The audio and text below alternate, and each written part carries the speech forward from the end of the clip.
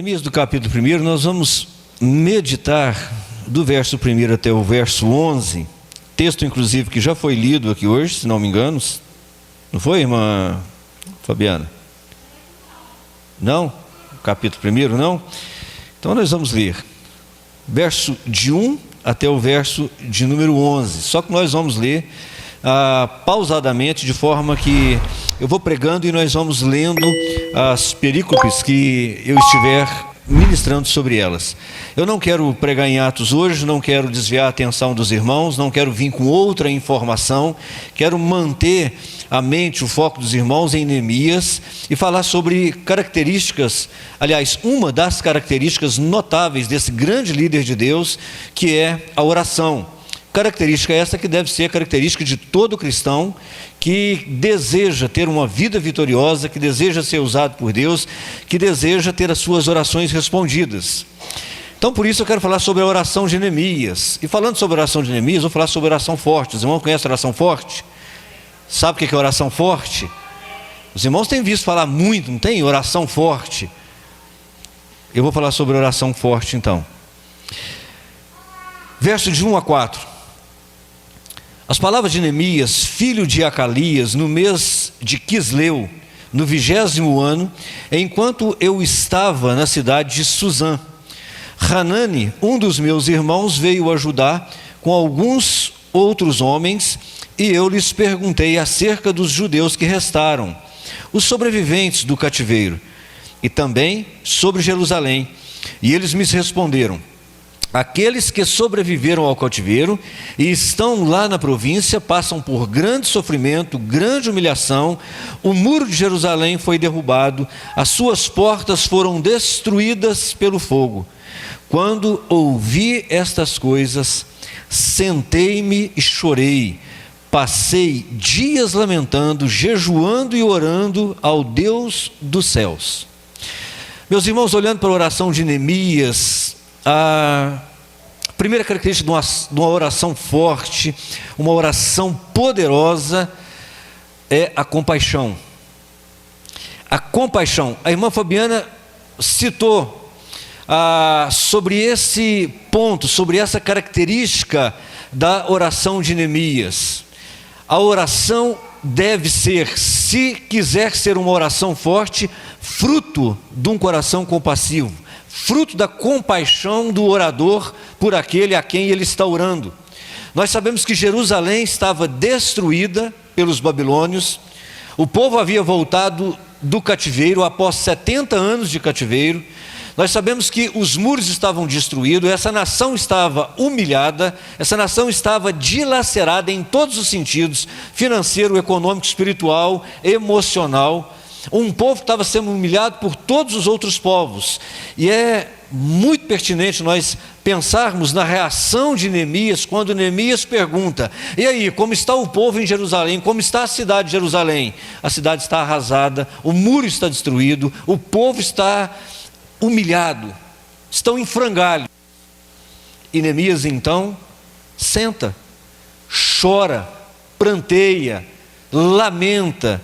E ele faz isso com uma intensidade, com uma profundidade, meus irmãos, que não resta dúvida a respeito da compaixão que Neemias sente pelos seus compatriotas. Compaixão é você se colocar no lugar do outro, é você sentir a dor do outro, você sentir a perda do outro. Por isso no verso 4 diz que quando ele recebe a notícia, ele senta e chora. Embora a revista diga 5 meses, está errado, viu? São 4 meses. Foi do mês de Quisleu até o mês de Nissan, do mês de Quisleu até o mês de Nissan, é do meados de novembro e dezembro até meados de março e abril. São 4 meses que esse homem ficou pranteando, chorando, jejuando, clamando a Deus, até o dia em que ele recebeu a notícia e o dia em que ele conversa com o rei Artaxerxes. 4 meses. Orando, pranteando, tamanho da angústia, da compaixão do coração desse homem. E meus irmãos, não existe culto que seja prestado, não existe cristianismo, não existe oração, se não for fruto de compaixão. Se não houver compaixão no coração do adorador, no coração do orador, no coração do cristão, tudo isso não vai passar de um ritualismo vazio. Essa mesma compaixão de Neemias nós encontramos em muitos homens e mulheres sinceros da Bíblia, mas nós encontramos isso principalmente em Jesus.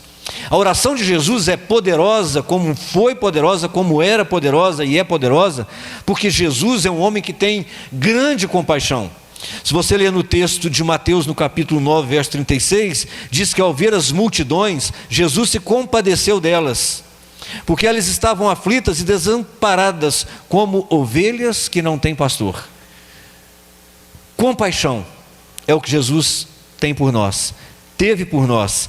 Em Mateus, ainda um pouco mais à frente, no verso 14 do capítulo 14, diz que quando Jesus saiu do barco, e ele tinha aqui alimentado as multidões, tinha recebido a notícia de que João Batista, seu primo, tinha sido morto, e ele quer se retirar, e ele sai, entra no barco e vai para um lugar, mas quando chega lá, a multidão já está lá esperando.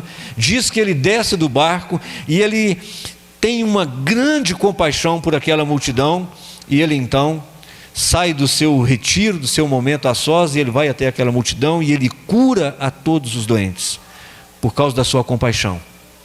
A oração de Neemias é uma oração poderosa. A oração de Jesus é uma oração poderosa, porque é movida por compaixão.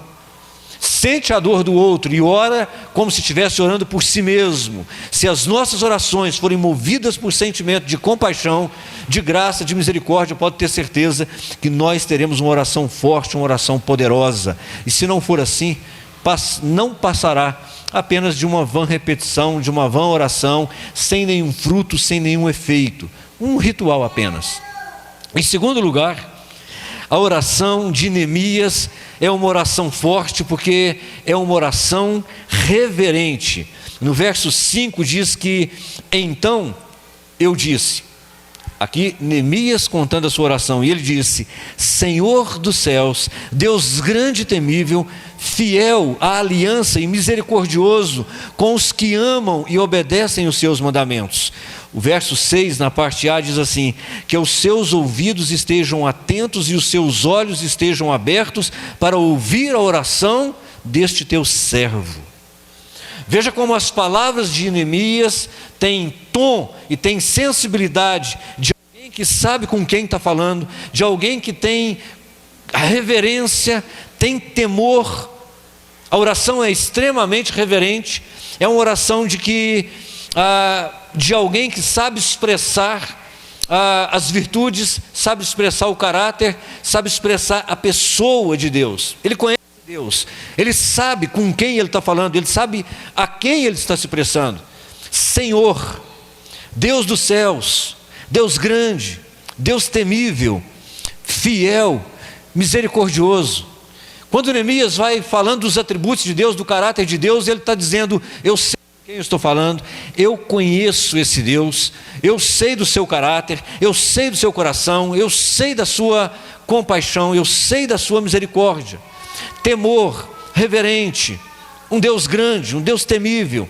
Meus irmãos, temor e reverência está em desuso nos dias de hoje, não é? Nós misturamos tudo, nós confundimos as coisas, nós perdemos a reverência, e esses são elementos que não podem faltar na vida do cristão, quanto menos numa oração, quanto menos na nossa relação com Deus. Temor, reverência, conhecer o nosso Deus, saber quem é o nosso Deus, do que Ele é capaz, saber quais são as suas vontades. É muito importante a gente pensar nisso, porque embora seja Neemias, ele pede respeitosamente, reverentemente. Neemias não fala: eu determino que isso aconteça. Ele não diz: Senhor, eu não aceito isso. Não, ele pede, ele suplica, ele implora, porque ele reconhece que o Senhor é Senhor, ele é servo, apenas servo, nada mais do que um servo. E não estou dizendo nada mais do que servo, diminuindo o servo. Eu estou dizendo que ser servo basta, é o suficiente, e ele não se sente além do que ele é, e ele conhece o Deus que ele serve, ele conhece o Deus de Israel. Ele diz que os teus ouvidos estejam atentos e os teus olhos estejam abertos para ouvir a oração deste servo. Ah, pastor, então eu não posso chamar Deus de pai, então eu não posso ter intimidade com Deus, não posso falar papai querido, paizinho querido. Pode sim. Aliás, Jesus é que nos ensina a chamar Deus de pai. Abba, pai. Quando for orar, não é? Pai nosso que estás nos céus, entra para o teu quarto. Quando for orar, saiba com quem você está falando. Pode chamar Deus de pai, pode ter intimidade. Sim, claro que pode, claro que deve e precisa mesmo ter intimidade. Mas intimidade também pressupõe conhecimento da pessoa. Intimidade também pressupõe respeito, também pressupõe reverência. Neemias não é distante de Deus, pelo contrário, ele não é burocrata. Ele não está aqui sendo formal. Ele sabe com quem ele está falando, tem intimidade com quem ele está falando, mas ele não perde a reverência, ele não perde o temor. O teu servo está fazendo. Um tom de piedade, um tom de humildade, meus irmãos. Ele é Senhor, nós somos apenas servos. Reverência, respeito. Em terceiro lugar, a oração de Neemias é uma oração forte, porque é uma oração perseverante.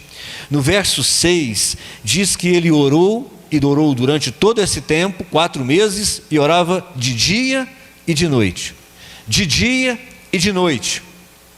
Durante esses 4 meses, orando, clamando, jejuando. E aí a gente lembra do apóstolo Paulo, que diz aos Tessalonicenses: orai sem cessar. Nós lembramos de Jesus na parábola do juiz iníquo e da viúva, ele dizendo em Lucas capítulo 18, olha, eu vou contar para vocês uma parábola, para que vocês não se esqueçam o dever de orar sem cessar, para que vocês não parem de orar, para que vocês não tenham apenas orações relâmpagos, mas que vocês busquem determinadamente por meio da oração o favor de Deus. E meus irmãos, perseverança não pode ser visto como um fardo, como um peso. Perseverança não pode ser visto como algo que eu preciso fazer obrigatoriamente, como uma imposição, como se eu quisesse vencer Deus pelo cansaço ou convencer a Deus daquilo que Deus tem que fazer. Perseverança significa que eu gosto. Não me incomoda o fato de ter que orar 4 vezes, 4 meses, 4 anos, 30 anos. Embora eu queira para agora, eu sei que a vontade do Senhor é boa, perfeita e agradável, e o tempo bom é o tempo de Deus, mas até que chegue o tempo de Deus, eu continuo orando, perseverando na oração. Eu não oro perseverantemente porque quero convencer a Deus de fazer aquilo que eu quero, mas porque nós cremos na sua graça, na sua misericórdia, e segundo o seu amor, a sua graça, a sua misericórdia, Ele responderá no tempo dEle, na hora dEle. Meus irmãos, como nós precisamos entender isso? Isso é que é oração poderosa, oração forte, perseverar, oração consistente, oração que não cessa, dia e noite orando, até que Deus nos responda, até que Deus diga sim ou não. E aí, amém, glória a Deus se for sim, glória a Deus se for não, seja feita a vontade do Senhor. Oração forte, oração poderosa como essa do Neemias, é porque, em quarto lugar, é uma oração que é purificada pela confissão dos pecados. Outra coisa que está em desuso nas nossas orações é orar pedindo perdão, é orar reconhecendo quem nós somos, pecadores. Ele diz no verso, eu vou ler a parte B do verso 6 e o verso 7. Confessa os pecados que nós, primeira pessoa do plural, os israelitas temos cometido contra ti. Sim, eu e o meu povo pecamos contra ti, agimos de forma corrupta e vergonhosa contra ti, não temos obedecido aos mandamentos, os decretos e as leis que destes ao teu servo Moisés. É bom a gente ressaltar que quando Neemias está orando pedindo perdão pelo pecado da nação toda, ele não está quebrando um princípio de que o pecado, para ser confessado, para ser perdoado, precisa que o pecador se arrependa.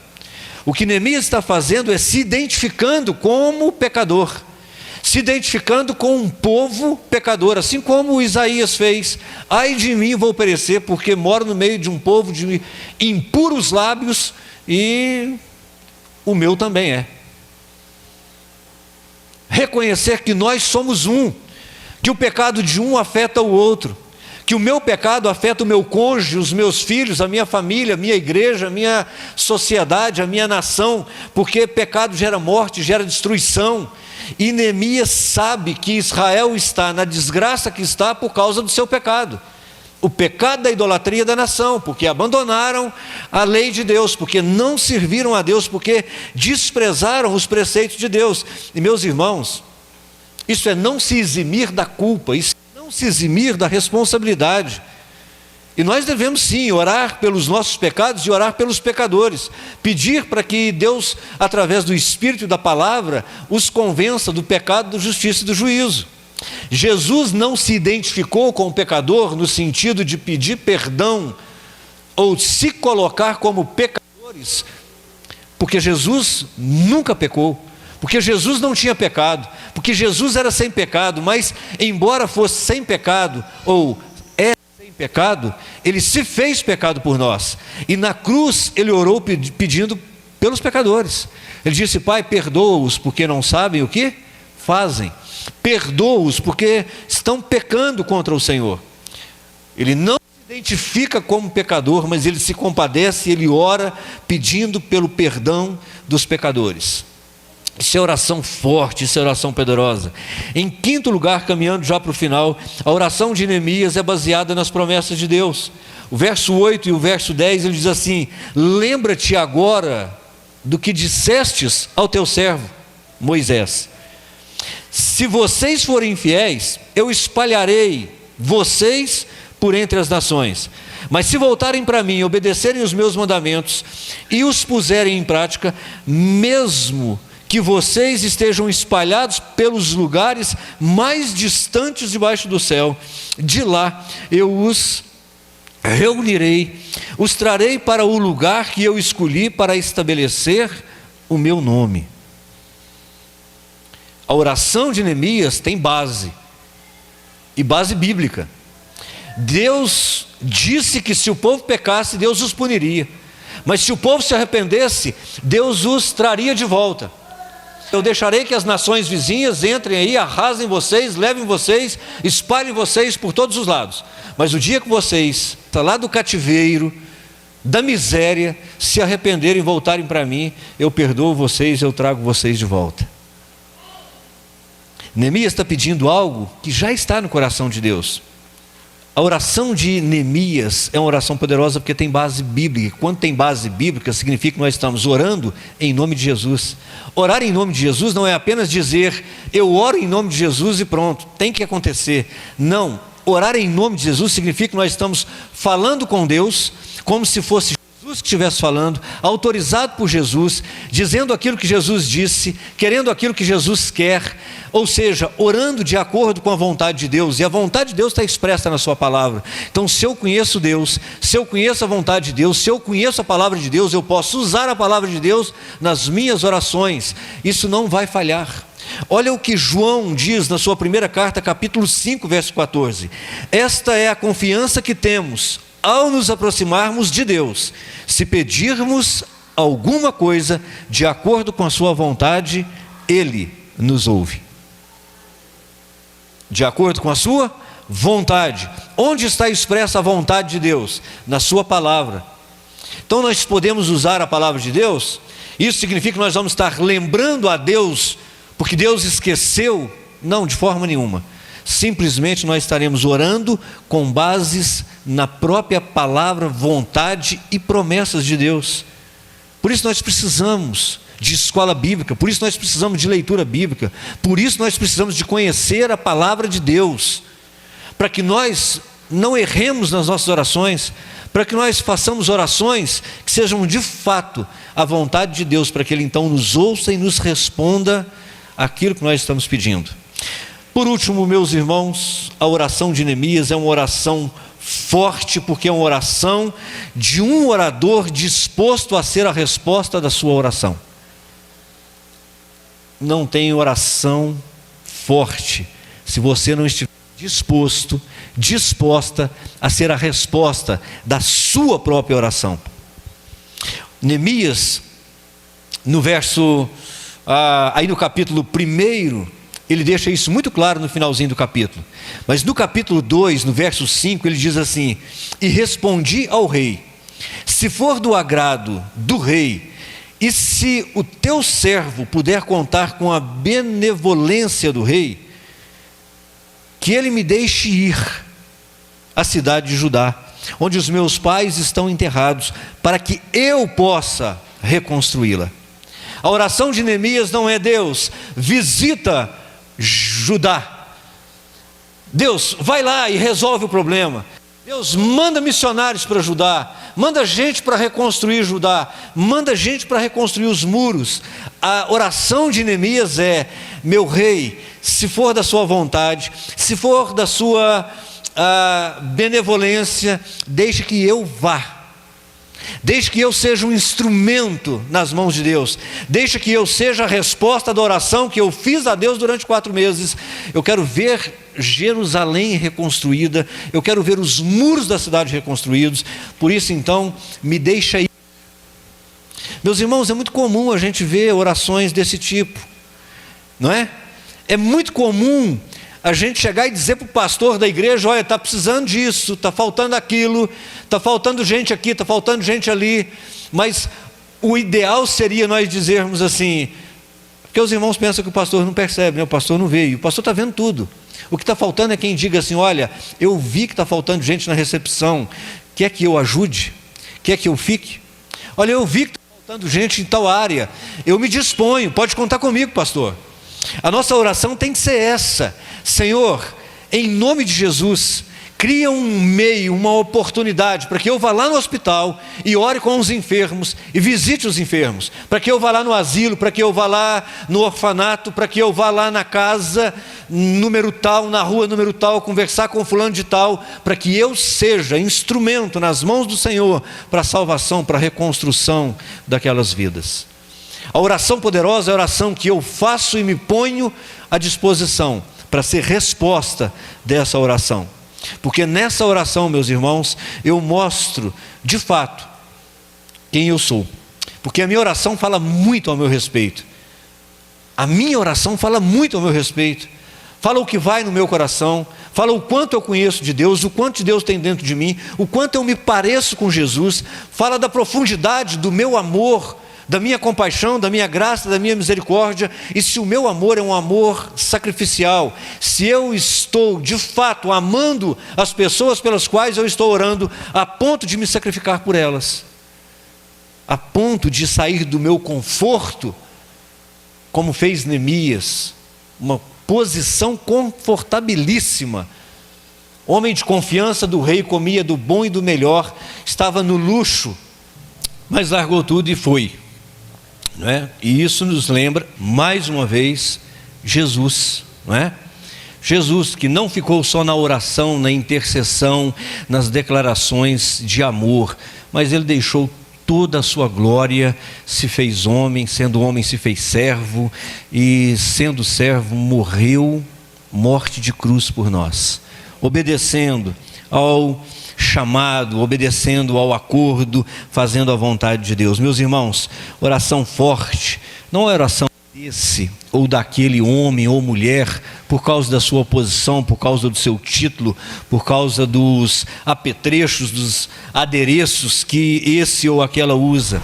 Oração forte, oração fruto da compaixão, da reverência, do temor, da oração perseverante, de um coração purificado, gente que pede perdão pelos seus pecados e reconhece quem é, baseada nas promessas de Deus, e daqueles que têm disposição de serem a resposta das suas próprias orações. Amém? Que nós sejamos homens, mulheres de oração forte, para que nós nos coloquemos à disposição de Deus, na brecha, como diz aí os nossos irmãos pentecostais, na brecha, para sermos usados por Deus, para reconstruir muros espirituais. Amém? Senhor nosso Deus e Pai, muito obrigado por tudo que o Senhor falou conosco nessa manhã.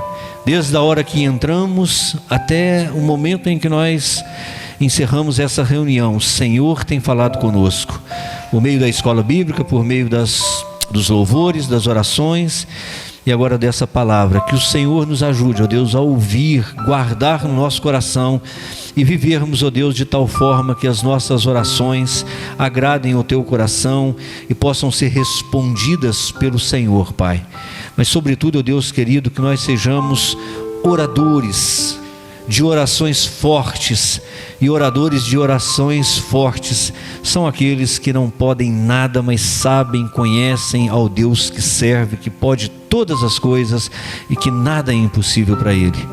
Pai, que isso seja verdade na vida dessa igreja e de toda a sua igreja espalhada pela face da terra, que o teu nome seja glorificado nas nossas vidas, que famílias inteiras sejam reconstruídas, relacionamentos, famílias, empresas, igrejas, tudo quanto for da sua vontade, Pai, para a glória do teu santo e poderoso nome. Mas que isso, ó Deus, venha partir de corações compassivos, generosos, gente santa, Pai, consagrada ao Senhor, como deve ser para a glória do Senhor mesmo. Oramos assim, meu Deus, em nome do seu Filho, Jesus Cristo, nosso Senhor e Salvador. Amém. Deus abençoe, meus irmãos.